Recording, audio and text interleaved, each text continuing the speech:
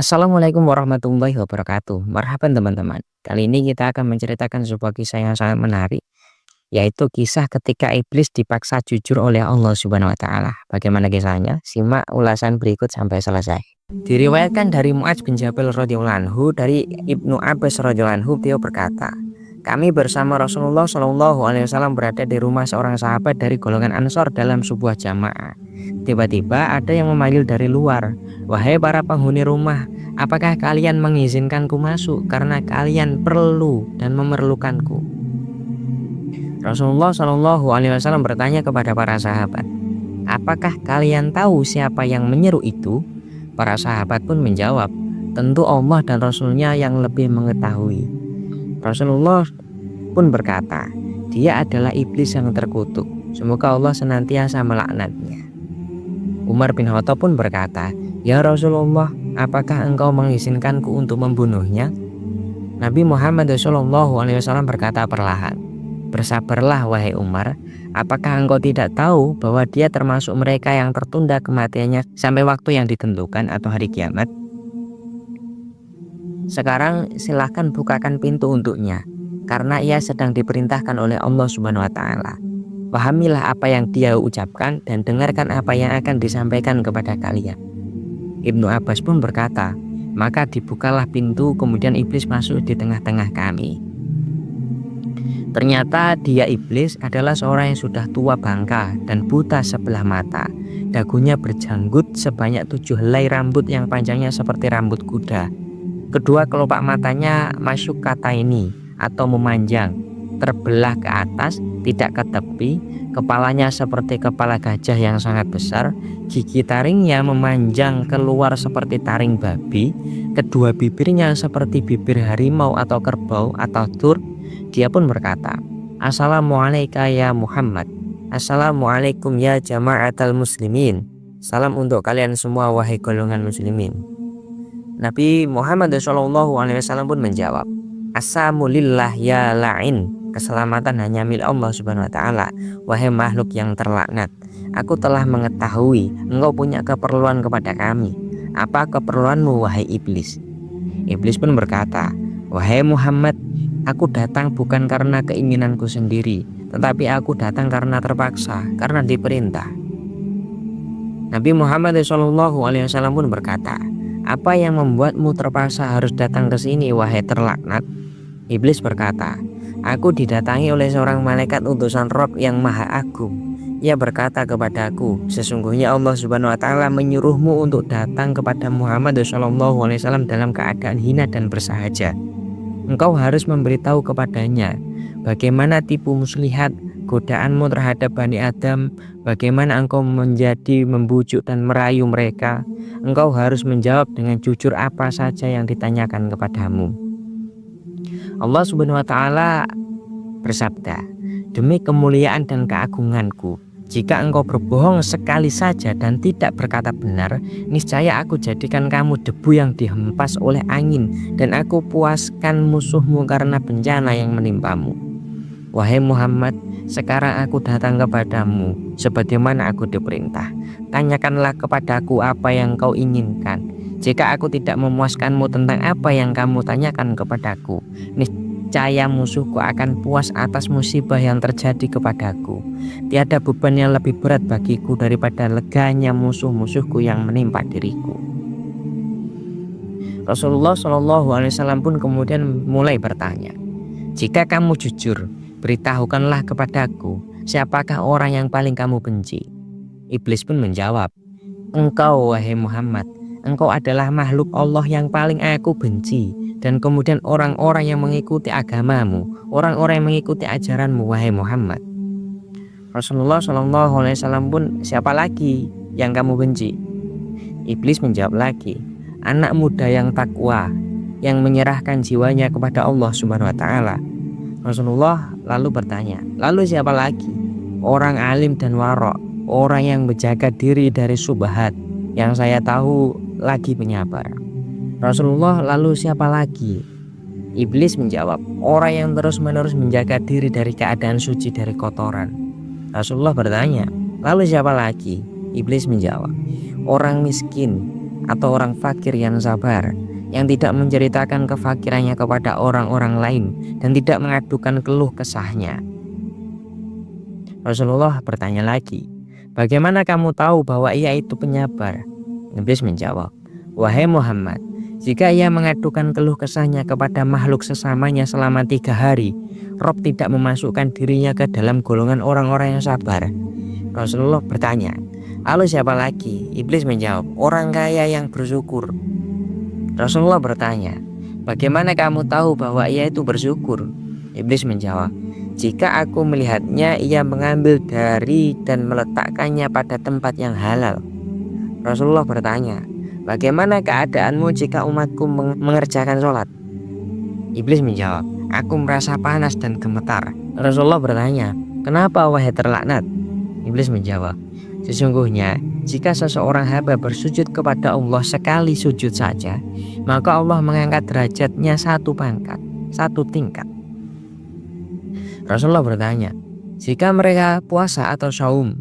Iblis menjawab, saya terbelenggu sampai mereka berbuka puasa. Rasulullah bertanya, jika mereka menunaikan haji? Iblis menjawab, saya menjadi gila. Rasulullah bertanya, jika mereka membaca Al-Quran? Iblis menjawab, aku meleleh seperti timah meleleh di atas api. Rasulullah bertanya, jika mereka mengerjakan zakat, mengeluarkan zakat? Iblis menjawab, seakan-akan orang yang berzakat itu mengambil gergaji atau kapak dan memotongku menjadi 2. Rasulullah bertanya lagi, mengapa begitu wahai Abu Murrah? Iblis menjawab, sesungguhnya ada 4 manfaat dalam zakat itu. Pertama, Rob atau Tuhan menurunkan berkat atas hartanya. Kedua, menjadikan orang yang berzakat disenangi makhluk-makhluknya yang lain. Ketiga, menjadikan zakatnya sebagai penghalang antara dirinya dengan api neraka. Keempat, dengan zakat, Rob mencegah bencana dan malapetaka agar tidak menimpanya. Rasulullah bertanya lagi, apa pendapatmu tentang Abu Bakar? Iblis menjawab, wahai Muhammad, pada zaman jahiliyah dia tidak taat kepadaku. Bagaimana mungkin dia akan menaatiku pada masa Islam? Rasulullah bertanya, apa pendapatmu tentang sahabat Umar? Iblis menjawab, demi Rob, tiada aku ketemu dengannya kecuali aku lari darinya. Rasulullah bertanya lagi, apa pendapatmu tentang Utsman? Iblis menjawab, aku malu dengan orang yang para malaikat saja malu kepadanya. Rasulullah bertanya lagi, apa pendapatmu tentang Ali bin Abi Thalib? Iblis menjawab, andai saja aku dapat selamat darinya dan tidak pernah bertemu dengannya, menukar darinya kepala dengan kepala, dan kemudian ia meninggalkanku dan aku meninggalkannya, tetapi dia sama sekali tidak pernah melakukan hal itu. Rasulullah kemudian berkata, segala puji hanya bagi Allah yang telah membahagiakan umatku dan menyengsarakanmu sampai hari kiamat. Iblis yang terlaknat berkata kepada Nabi Muhammad, heihata, heihata, tidak mungkin, tidak mungkin. Mana boleh umatmu bahagia sementara aku hidup dan tidak mati sampai hari kiamat. Bagaimana kamu senang dengan umatmu sementara aku masuk ke dalam diri mereka melalui aliran darah, daging, sedangkan mereka tidak melihatku.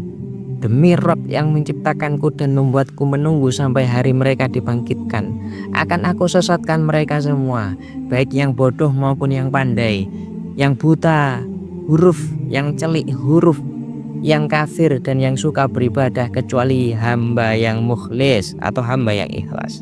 Rasulullah kemudian bertanya, siapa yang mukhlis itu menurutmu? Iblis dengan panjang lebar menjawab, apakah engkau tidak tahu wahai Muhammad? Barang siapa cinta dirham dan dinar, dia tidak termasuk orang ikhlas untuk Allah. Jika aku melihat orang yang tidak suka dirham dan dinar, tidak suka puji dan pujian, aku tahu bahwa dia itu ikhlas karena Allah, maka aku tinggalkan dia. Sesungguhnya hamba yang mencintai harta, pujian, dan hati yang tergantung pada nafsu atau syahwat dunia, dia lebih rakus dari orang yang saya jelaskan kepadamu, wahai Nabi Muhammad. Tak tahukah engkau bahwa cinta harta termasuk salah satu dosa yang besar? Wahai Muhammad, tak tahukah engkau bahwa cinta kedudukan atau riyasah termasuk dosa yang besar, dan bahwa sombong juga termasuk dosa yang besar? Wahai Muhammad, tidak tahukah engkau bahwa aku punya 70.000 anak? Setiap anak dari mereka punya 70.000 syaitan. Di antara mereka telah aku tugaskan untuk menggoda golongan ulama, dan sebagian lagi menggoda anak muda, sebagian lagi menggoda orang-orang tua, dan sebagian lagi menggoda orang-orang yang lemah.